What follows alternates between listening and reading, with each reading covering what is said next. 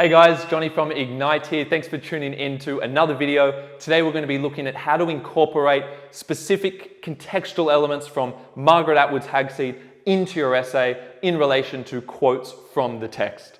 But before we get into that, make sure if you haven't already, subscribe to our channel, click the bell so you are notified whenever our latest videos are released, and make sure you check out our website after this video at ignitehsc.com.au, which contains our most comprehensive and practical resources for your HSC English courses, including this textually specific analysis, as well as a bunch of other subjects, including economics, modern history, legal studies, and business studies. So check that out when you can, but let's get into the video.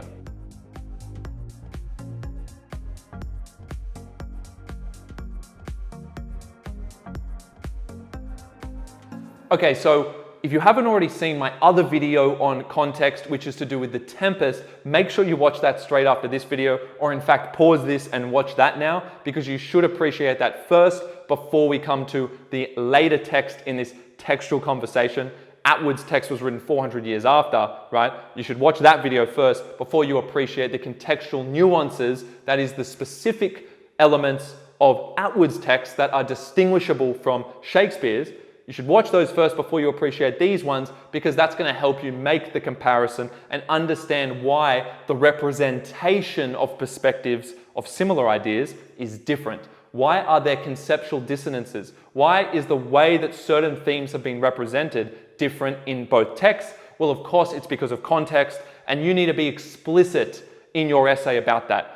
Whenever you pick up on a difference between the way that an idea is being represented by Shakespeare and Atwood, you need to attribute that difference to a contextual shift. That is the most key thing you must do in a Mod A essay. It is so context heavy. You need to mention context at least twice. I mentioned this in the other video as well. Twice per body paragraph. I need specific contextual elements as well. Don't just refer to broad things about Margaret Atwood's contemporary era. That tells us absolutely nothing.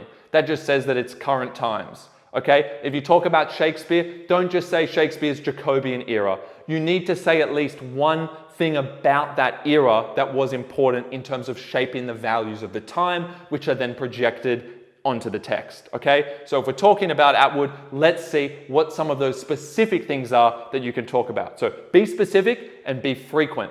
High volume of contextual references throughout the essay. That's what's needed. 2 per body paragraph. Remember that and write that down if you're going to forget. Okay, so again, we've already covered this in our first part to this 2-part series about the context and how to incorporate. So we're now moving to these. So forget about those for now. You can find that in the other video. And let's focus on Atwood's context. Okay, so in Atwood's context, we're 2016. Note, that is 400 years after Shakespeare died, and the actual inspiration, before you read all of this, and I'll just cover it for a second, the actual inspiration for this was the Hogarth Shakespeare Project, which was a project set up to actually honor, to commemorate Shakespeare's work, okay? It is a commemorative fiction. Atwood was commissioned to write this in honor of Shakespeare.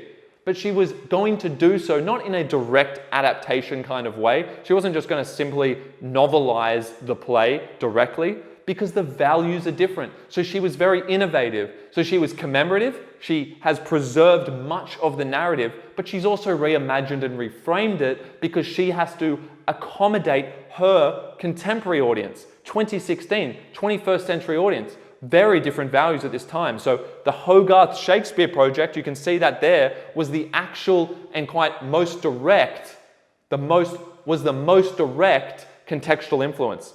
She actually was asked to do this to honor Shakespeare. So remember that. But she's going to innovate. So commemorative and innovative, both of those. It's also not Shakespeare's. Why do I say it like that? Because in an essay, if you were talking about, let's say in your second body, you're focusing on Hag-Seed now, when you make links back to Shakespeare, sometimes what you want to say about context is not simply what Atwood's context is, but rather how it differs from what Shakespeare's is. So the fact that it's not is encouraging you in an essay to say something like, unlike the patriarchal values of Shakespeare's The Tempest, Notice how I'm saying unlike Shakespeare's. I'm going back to Shakespeare's values because I'm about to make a distinction and then go into, in that case, maybe the more feminist or socially progressive values of Atwood's time. So don't forget to use unlike and whereas and those kind of terms that will force you to actually acknowledge both contexts in the same sentence or two sentences.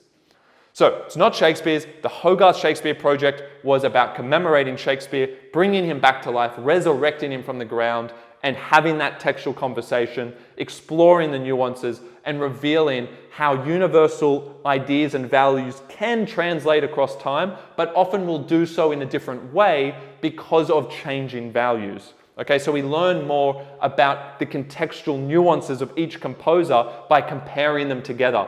We get a nice historical perspective there, 400 years of time, where we're seeing a very similar plot play out, but in a different way. And the subtleties there, the subtle differences, sometimes the explicit differences, are really speaking to the parts of each composer's context that are distinct from one another, the dissonances, if you like. So, importantly, it's a secular 21st century context, right? Now, we're not completely secular, you could argue, but certainly we are secularizing. Still about half, from my understanding, half of the population are Christian in Australia, for instance. But despite that, if you compare that to hundreds of years ago, we're far less religious in general. And this isn't just about Christianity, although in Shakespeare's time it was predominantly Christian, Protestant Christian, not Catholic. Catholic wasn't the predominant denomination in Shakespeare's time, and that's important. But now we're more and more secular. So we're moving away from religious values. We're not grounding our ideas so much in religion, but we're moving more to values that are humanist. So think of the term humanist, I think we have that here, humanism. That's more about how man is at the center of the universe rather than God. So we're moving away from values that are oriented around God and God being at the top, and now it's about humans being at the center, make the most of this one life, no afterlife. It's those kind of ways of thinking that are going to come out in this text. And then we have postmodernism and post-structuralism. I'll just explain postmodernism for now. It's not essential that you understand, well, you have to try and understand a little bit about postmodernism, definitely in this text.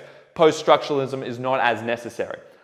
Postmodernism is the idea that all the traditionally held beliefs and values are unstable and that they're actually not the truth. So it is a questioning, a deep questioning of truth. All those long-standing traditions, including in religion, actually now have to be questioned. This movement, this postmodern movement, this postmodern questioning of what really is our value system, what should we predicate our values on, this questioning came after the Second World War. And think about that for a second. After 2 world wars, you probably would think, we probably haven't got this whole thing right.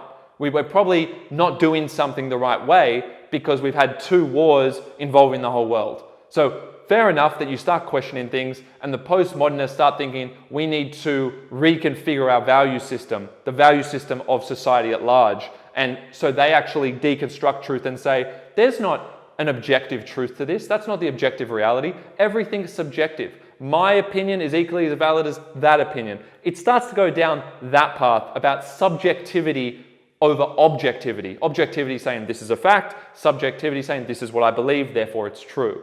So postmodernism emphasizes the subjectivity of truth, the inherent subjectivity of truth, that there is no one truth. And postmodernism is best understood in its form, so how it looks in a text. And in Hag-Seed, that's going to look like metafiction. So the idea of having the play within the novel. And again, that's replicating the meta-theatre as well of Shakespeare's play. It's also going to look like an unreliable narrator. Okay, so unreliable narrator is the second point. Why is that important? Because it's unreliable. It's speaking to the subjectivity of truth. Because we don't know if we can trust the full perspective that we're being given. Because the novel is written in third-person limited narration, that means that it's biased towards Felix's point of view, and Felix is like the Prospero. And because it's biased, because we see all of his thoughts, we have to question the authenticity of what is being said. And again, that relates to the postmodern idea of there being no objective truth. That's just his perspective. There's also some other experimental forms that Atwood plays around with, and you can look more into that or explore that more in other videos that we have. So what about this? Feminist and socially progressive. Well, of course, you would know in the last century at least, there has been a movement towards an equality of rights for men and women. Okay, so males and women should be treated the same, undoubtedly, but that wasn't always the case. Back in Shakespeare's time, definitely it was a male-dominated value system, a patriarchal value system. So if you're making notes here, patriarchy and patriarchal values goes against this. The feminism of modern day society, and certainly the social progressivism. So we are trying to be socially progressive. We are trying to stand up for people's rights. That's what socially progressive means, trying to accelerate the evolution of rights for all people, for everyone to be treated equally. So we'll see those depictions as well in the text. And lastly, importantly, emerging from the 20th century, especially because of Sigmund Freud, right, a psychoanalyst, is this psychoanalytic framework that now, these days, everyone analyzes everything as though it's a projection of your psyche. It is a reflection of your inner state, your internal state of mind and emotions. So because every problem in life can be attributed to how you're seeing the world, it's all in the mind, okay? It's all in the mind, it's very psychoanalytic. It's no longer because of external factors. So there is an internalization of previously external factors, such as the supernatural, such as the power of God dictating what was going to happen in your life. Now all the problems are to do with what's coming out from your head. So in the next part of this video, we are going to be looking at the quotes, the actual extracts that can connect to some of these specific contextual elements. Okay, so the first quote that we're going to be looking at in relation to Atwood's context is the following, from page 11 of the edition that I'm using. If only he had, if only he hadn't, if only he'd been away. No, too painful still. Full stop. Let's first of all think about the techniques here. And this is talking about Felix reminiscing, or basically grieving. He's really going through a grieving process here over the loss of Miranda. Because we know that in Hag-Seed, Miranda, his daughter, has actually died. And the way that she exists is through his imagination, through his psychological delusion, if you like. So she exists in a different form. She actually has already died. She hadn't died in The Tempest. You could argue that that fact alone, that reimagining of the plot, actually is about humanizing the context of Felix so that it is a more favorable representation of his character. We may not have liked him, but now maybe we understand his character a little bit differently because of the guilt that he's carrying, because of the loss that he suffered, whereas the loss in the other play, in The Tempest that is, may not have been as obvious, or it may not have resonated with us so as to make us feel as much empathy for him. But when we see that it's the loss of a loved one, we can really relate to that. That might be the equivalent of the exile that he went through for a Jacobean audience. So an audience to Shakespeare's play may have felt just how we do in terms of him losing his daughter to Felix being exiled and losing his role as the Duke. So different values there manifesting in the reimagining of the plot, and also Atwood exerting her own influence there to actually reshape how we perceive his character by humanizing his personal context. So in this quote, he is mourning. We see the third person limited narration. This is the narrator who isn't actually Felix, but they're in his head. They are reflecting his thoughts. That's why we say third person limited narration, because it is limited to Felix's perspective. You also see the technique here, if only, if only, if only. Let's see if one of you can get that. One of you got it. It was anaphora, right? Or anaphora, as some say. That means that there is repetition at the beginning of consecutive clauses. So if only, then there's the comma, so that's the end of a clause, if only. It only needs to happen twice. It actually happens 3 times here. So see the commas, always look for that when you're doing your analysis. So we have this anaphora, if only, and that speaks to the level of guilt that Felix carries over the loss of his daughter. And then we have this, no, too painful still. So it's like his train of thought is cut off with the short, truncated syntax. Okay, another technique there, and also notice how it's cut off with the ellipsis here, no, too painful still. It really is projecting his thoughts as he thinks them. So that is a stream of consciousness style of writing. There's another aspect of form there for you. Now, what aspect of context does this relate to? I put here, note the type of shipwreck. And this is interesting, that this actually relates to the shipwreck at the start of The Tempest. It's just a different form of shipwreck. It's a more metaphorical one, arguably. This is about the shipwreck of his life, the fact he has lost his daughter and now is going through that grieving and mourning process.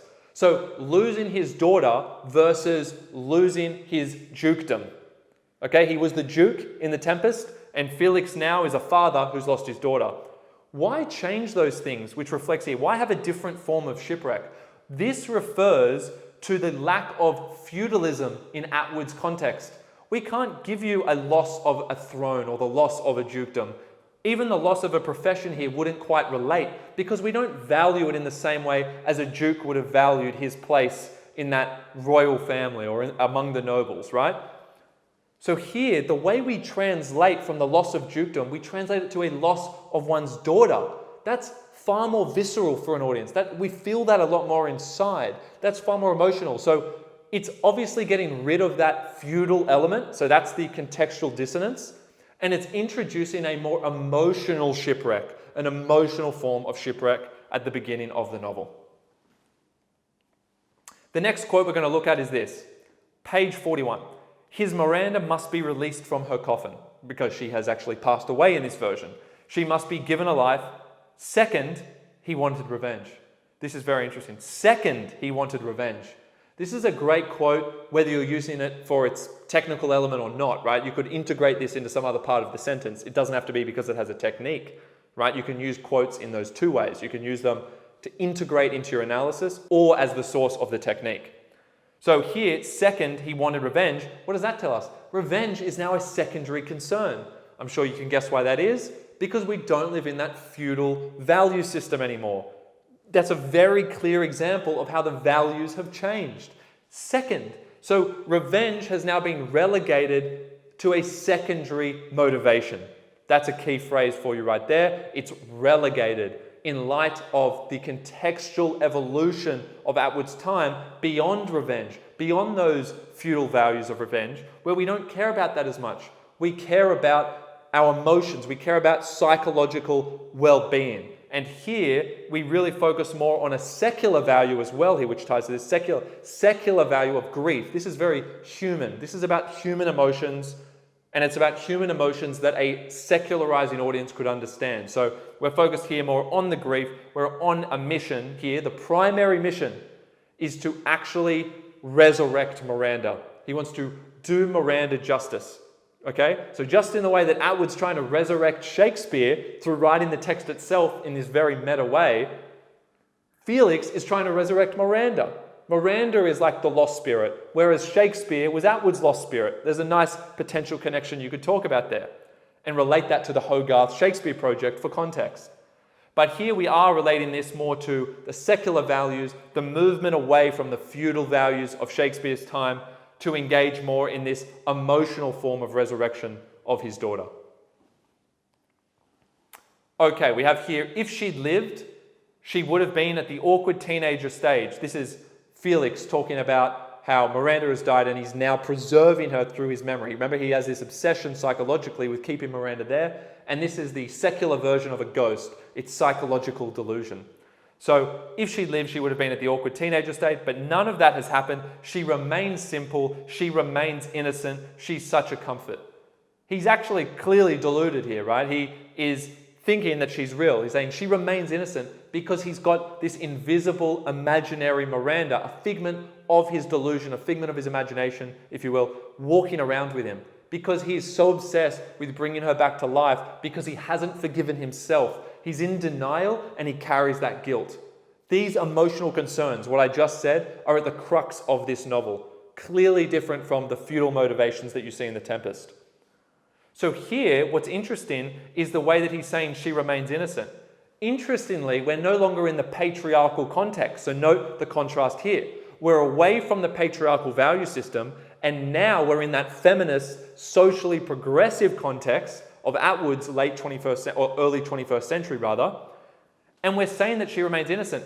But here's the thing, whereas Prospero could quite physically preserve Miranda's innocence in the play, Felix can't do that physically. He can only do it mentally.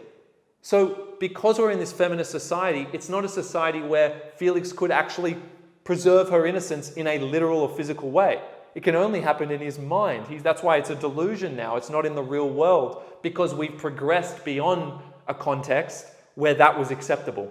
So hopefully that makes sense. We're more feminist, therefore a woman is not going to be able to be controlled in what she can know in her innocence by the male figure, because we're moving beyond that patriarchal value system into one that is far more feminist and socially progressive.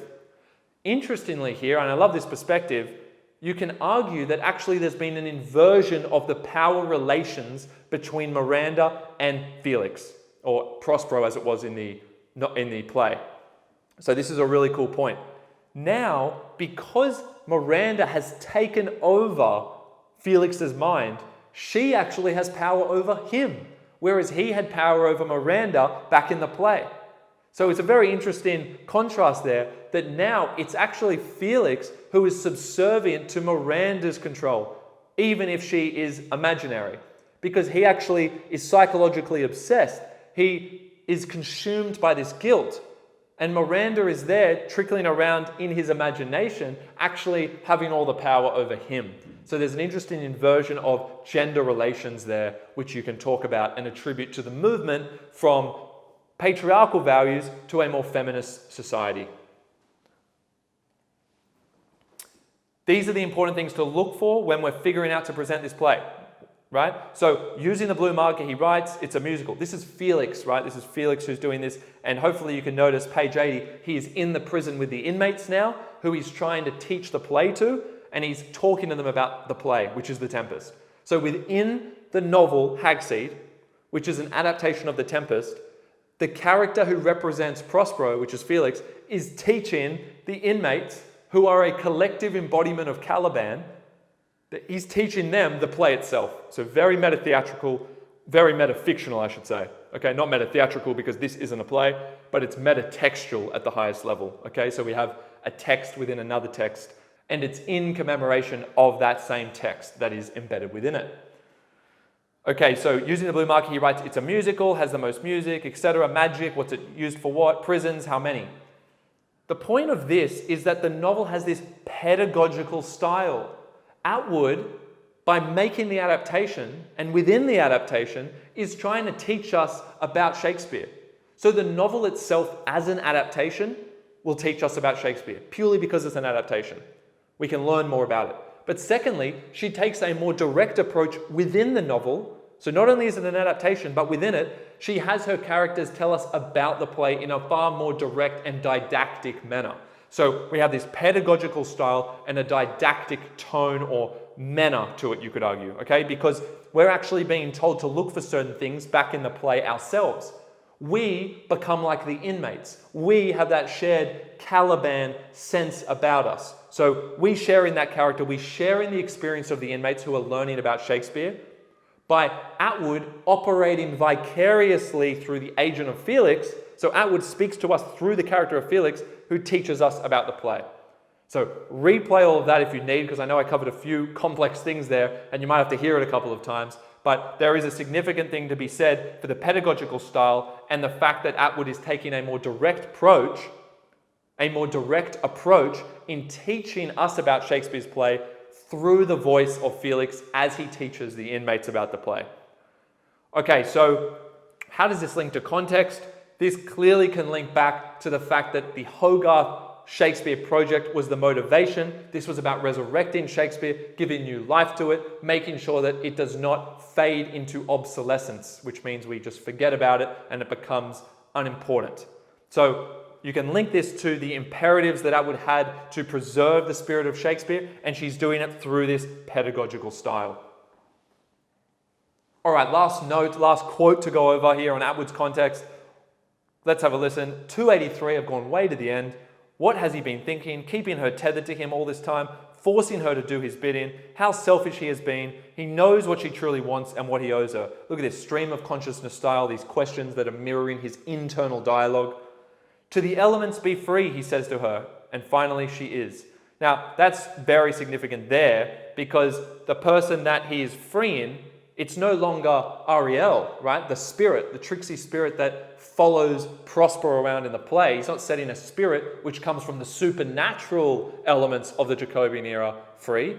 He's actually freeing the memory of his daughter. He is relieving himself of that guilt. So he has to forgive himself and lose control, psychological control though, not the physical patriarchal control, over the memory of his daughter. So we see the different elements here in the fact that whereas Prospero had to relinquish control of his magic, right? He had to relinquish control of his daughter as well in that physical form and let her go on to marry Ferdinand. Here, the mission isn't to relinquish any kind of magic, it's to actually relinquish the memory of his daughter, not fully the memory, but rather the guilt associated with his daughter that has been manifesting in this kind of delusion. He has to let that go. So Prospero lets go the magic there and the patriarchal sense of control over his daughter. Here we have Felix letting go of the guilt associated with his daughter. He's letting go of that delusion that he's been clinging onto. Okay, so we have elements of freedom at the end of this, but clearly they are very different. This one is this kind of emotional catharsis that he's letting go of something that's been in his head. The other one is far more external. It involves the supernatural, right? And he takes on a responsibility to go and be a better duke. That is Prospero in The Tempest. And here we have the responsibility of, I need to be a better director, of course, but also I need to actually let go of something that's been holding me back. But that's coming from an internal place, which is clearly distinct from the more external control and the external magic, which again, the magic realism comes from the supernatural beliefs of Shakespeare's time that Prospero has to relinquish. Okay, so different forms of relinquishment induce different forms of freedom. Here it's highly emotional and psychological because our context, secular context, we're not a supernatural context, we are going to believe in that a lot more. That's going to resonate with our audience a lot more, okay? So I hope that helps. I believe that is the last quote to go through here. There's some good examples in there. Obviously, when you're quoting this, don't quote the whole patch, just take the important parts, the minimum amount of the quote necessary to evidence the technique or aspect of form you're talking about, and make sure that all throughout your essay, you are linking specific contextual elements like the ones I've talked about with specific quotes like the ones I've shown you.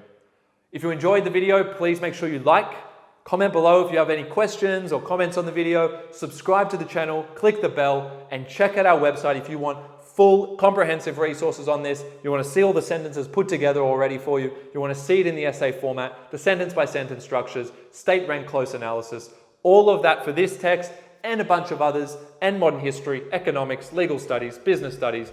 Go to our HSC platform, ignitehsc.com.au. All right, see you in the next video. Until then.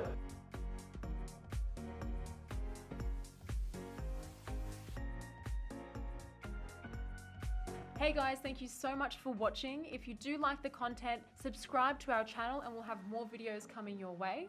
That's right, guys. Thanks for watching. And please make sure you check out our online resource database. We've had a team of state rank achievers and heads of English put these together for you, covering everything from essay structures and examples all the way through to craft of writing and comprehension skills. So check them out at ignitehsc.com.au, and we look forward to seeing you in the next video.